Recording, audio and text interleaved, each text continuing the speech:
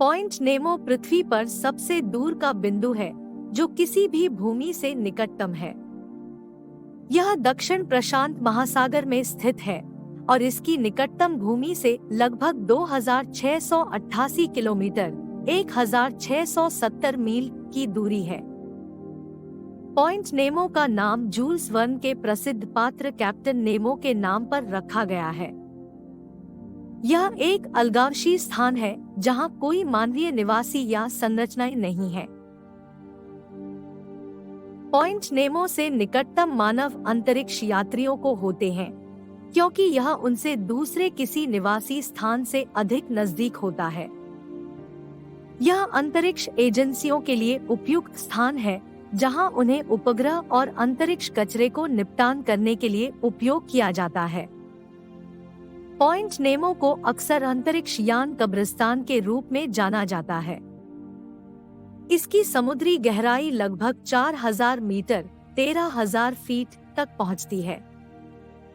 यह दक्षिण प्रशांत जायर के भीतर स्थित है जो तैरते हुए कचरे को बंद करने और इकट्ठा करने में मदद करती है। पॉइंट नेमो के निर्देशांक लगभग 4852.6 S 123.23.6 W है।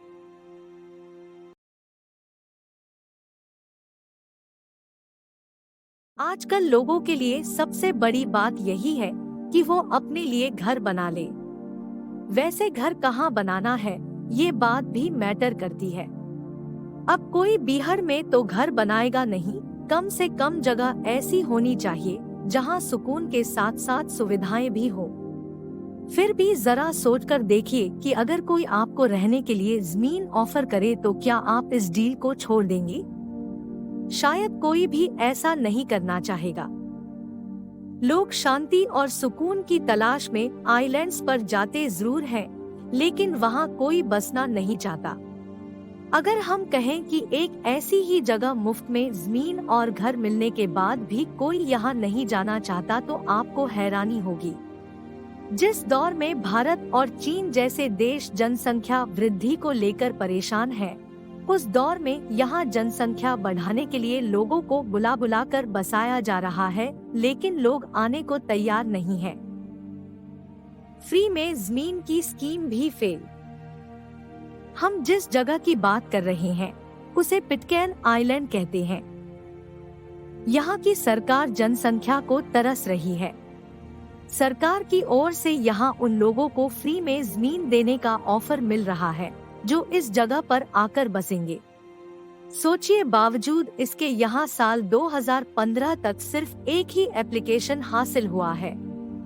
10 सन की रिपोर्ट के मुताबिक ये दुनिया का सबसे छोटा समुदाय है जहाँ सिर्फ 50 लोग हैं। क्योंकि यहाँ सिर्फ 2 बच्चे हैं, ऐसे में कोई स्कूल है ही नहीं। इन्हें पढ़ने के लिए बाहर जाना पड़ता है। यहाँ शहरों जैसा शोरगुल नहीं है और अपनी छोटी सी दुनिया में ही लोग खुश रहते हैं। न सड़कें हैं, न ही आने जाने का साधन। इस रिमोट आइलैंड पर रहने वाली एक 21 साल की लड़की टोरिका क्रिश्चियन बताती है कि सिर्फ 2 मील लंबा और 1 मील चौड़ा ये आइलैंड बाकी दुनिया से कनेक्टेड नहीं है। यहाँ कोई हवाई पट्टी नहीं है। लोग सिर्फ सप्लाई वाले जहाज से ही सफर करते हैं जो हफ्ते में 2 दिन ही आता है और पिटकैन आइलैंड से गैम्बियर आइलैंड तक चलता है। सैलानी भी इसी से यहाँ तक आते हैं। आइलैंड को 1789 में बसाया गया था। यहाँ रहने वाले लोग आइलैंड के स्टैम्प, मॉडल शिप्स और फिश वॉल हैंगिंग्स बेचकर पैसे कमाते हैं। वैसे तो यहाँ general store, gym, medical centre, library, tourism office और बेसिक सुविधाएं भी हैं, लेकिन बेहद शांति होने की वजह से लोग यहाँ घूमने तो आते हैं, लेकिन बसते नहीं हैं।